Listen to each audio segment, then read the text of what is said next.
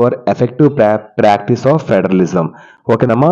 Federalism అంటే ఏంటి? కేంద్రం మరియు రాష్ట్రాలని అధికారులను పంచుకోవడం, పవర్ డిస్ట్రిబ్యూట్ అనమాట సెంట్రల్కి స్టేట్కి, దాన్ని ఫెడరలిజం అంటారు. ఆ ఫెడరలిజం మీద ఏదైనా 2 స్లోగన్స్, మంచి స్లోగన్స్, ఎఫెక్టివ్ స్లోగన్స్ ని చెప్పమంటున్నారు. సో ఫస్ట్ స్లోగన్స్ అంటే ఏంటి? Use it to express message క్లియర్గా, క్విక్లీగా. ఎఫెక్టివ్ ప్రాక్టీస్ ఆఫ్ ఫెడరలిజం అంటే ఏంటి? సెంట్రల్ గవర్నమెంట్, స్టేట్ గవర్నమెంట్ సరిగ్గా ప్రాపర్గా వర్క్ చేయడం, పవర్స్ ని షేర్ చేసుకోవడం న్యాయం. Prepare to slogans for effective practice of federalism. ఓకేనమ్మా. ఫెడరలిజం అంటే ఏంటమ్మా? పవర్ డిస్ట్రిబ్యూట్ చేయడం అనమాట సెంట్రల్ గవర్నమెంట్ నుంచి స్టేట్ గవర్నమెంట్ కి.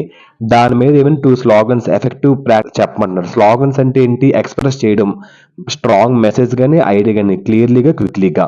ఎఫెక్టివ్ ప్రాక్టీస్ అంటే ఏంటి? ఎఫెక్టివ్ ప్రాక్టీస్ ఆఫ్ ఫెడరలిజం అంటే ఏంటి? So central government, state government సమయంగా కలిసిమెలిసి పనిచేసుకోవడం, పవర్స్ ని న్యాయంగా పంచుకోవడం. అది. ఇప్పుడు దీని మీద 2 స్లోగన్స్ చేయమంటున్నాడు. United we stand stronger together. అంటే ఏంటి దీనికి అర్థము? అంటే ఐక్యతగా ఉంటే బలం ఉంటది, ఐక్యతలో బలం ఉంటది అని. Empowering democracy through collaboration.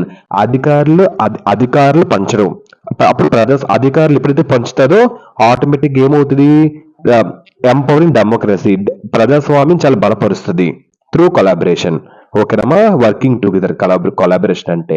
Empowering democracy అంటే ఏంటి? డెమోక్రసీ బలపరచడం. ఓకేనమ్మా. అది పాయింట్కి అర్థం. సో ఇదమ్మా.